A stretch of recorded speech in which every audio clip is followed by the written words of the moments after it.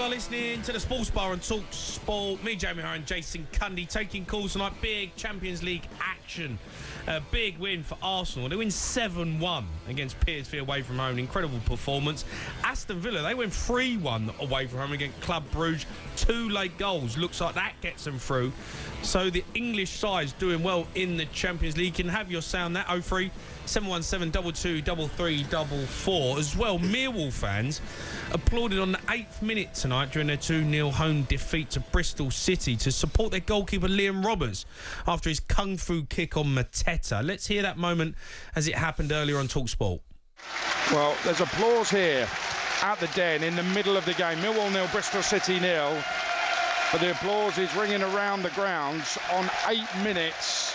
And Ian Abrahams, you can tell us specifically why. It's to mark the 8th minute on Saturday when the Millwall goalkeeper Liam Roberts was sent off for the challenge on Jean-Philippe Mateta. Now, 3 sides of the ground obviously had Millwall fans in it, and they broke out into applause the minute the 8th minute came up. It was met by a chorus of boos from the Bristol City fans away to our left-hand side, but the fans certainly in this main stand, the Barry Kitchener stand, as you can hear, are now shouting there's only one Liam Roberts. Now, I was speaking to a few people connected with the club earlier who said to me, there's not going to be people clapping and shouting out Liam Roberts' name. I guess that they were wrong. Come on. What's happening? What's going on? Don't know, No, mate. seriously, T-shirts clapping. I don't know. This has crept into our game, and it's now the norm. Don't know, mate. I mean, there are certain things that I've seen come up when there's been some really difficult situations a football club or someone connected with a club can go through. This is not one of those. This is not one of those situations, I'm afraid. No. And it's not just Millwall, right? They're all at it. They're all wearing the T-shirts. It's a shame because the game is now, it's all about social media. It's all about filming. It's all about, it goes out. These things go out, mate. And there'll be like a chain of conversations. Someone have started off, 8th minute, let's give him a clap. Right? And then people have gone there. Come on. I'm not having it. Let's go to Hassan now. He's a Man United fan. All right, Hassan. Well, lads, listen, I know you get some silliness, and I love the silliness, but I'm going to be a little bit serious. Jason, I tried to call you on your 20th anniversary. You've made a profound difference to my life, but that's for another day. You know, you genuinely have, and that's for another day. Thanks, Hassan. Look, I've been to Millwall. I've been to the family stand where an 8 or 9-year-old shouted, "Die," when the opposition player fell. I was called the P word whilst I was walking through to the seats. Now, I don't want to throw the race card out there. The problem is that they're endorsing it by applauding him, and I think that's disgusting behaviour. I think it's disgusting behaviour for anyone to do, even Man United fans. Sorry, Hassan, sorry, can I just stop you there? Yeah. They're endorsing what? Sorry, what you said they've endorsed something. They're almost endorsing what Liam did was right. They'll come on and say they didn't. They're supporting their player, fine, but applauding him for a kick to the face. I don't think they're applauding him, Hassan. I think what they're doing, they're coming out in solidarity with him. They're not. They're not. The football fans, we are so fickle, but we can really club together when we think our team is being attacked, right? And we're all the same. There is this, the world's against us.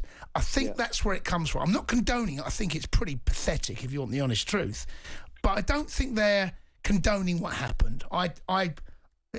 You might be right. I don't know. I might be wrong, but that's not how I read it.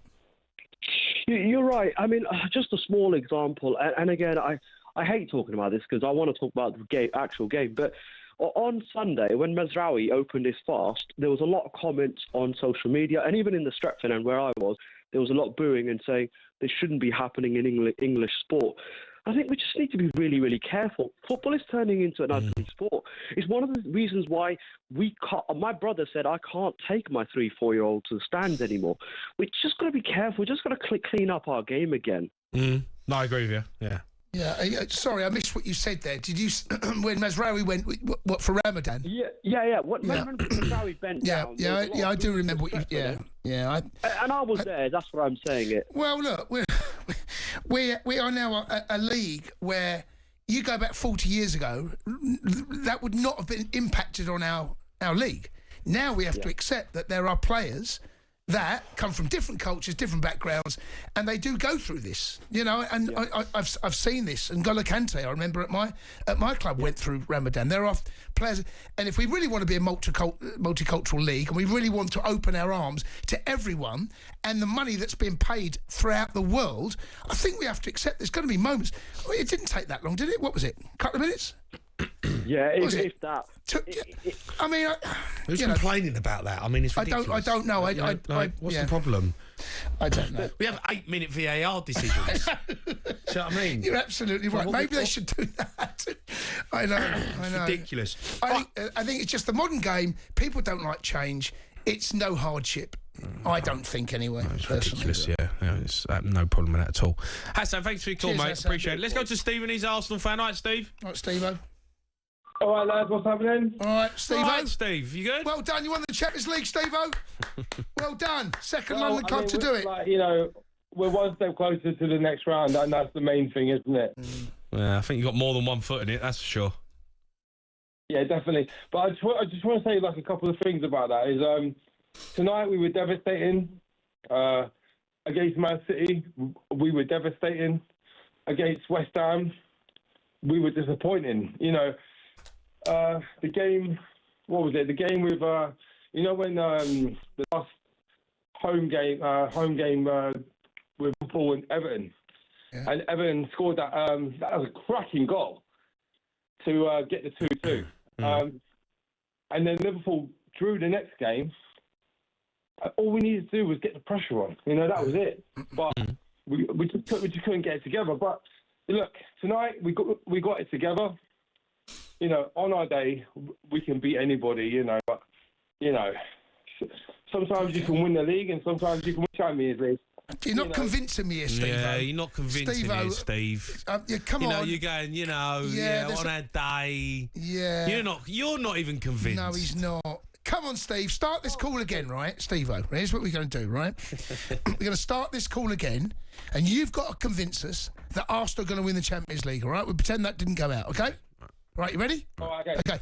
All right, Steve, you're an Arsenal fan. How are you? All right, Steve-O. What a win tonight, Steve. Brilliant win. What a fantastic night. What an awesome night. Look, we are going to win the Champions League on this form that we played against PSV away. 7-1.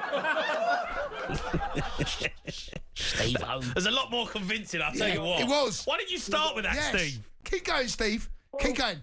Come on. I mean, look, I'm a realist, but look, on our day, look, keep going. I know you boys aren't the biggest fan of us because you both go for other teams, but at the end of the day, look.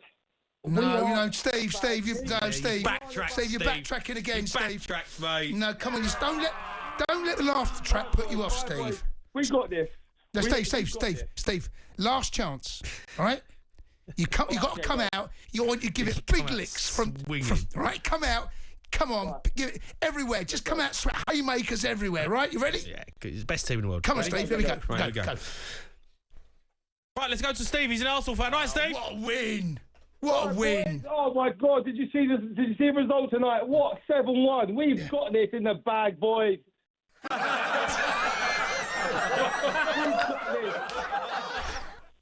Keep going, Steve. Don't stop. Nwaneri, he's 17, playing like a 27-year-old. Looks like he owns the pitch. Future left back for England. Come on, boys. We've got this in the bag. I know you're laughing with me.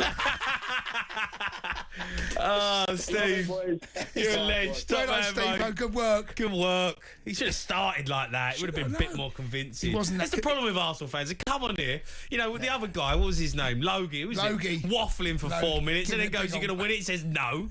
You know, he comes on and he goes, yeah, with this, with that, on our day, we can beat anyone, but, you know, we're a bit this not and that. Not convincing anyone, is he? No, like, Arsenal fans want to say they're convincing, but they know deep down that they're just, you know, they're Arsenal. They're going to crumble. Simple as. The Sports Bar with Jamie O'Hara and Jason Cundy. Monday to Thursday nights from 10 on AM, on DAB, via the talkSPORT app and on your smart speaker. talkSPORT.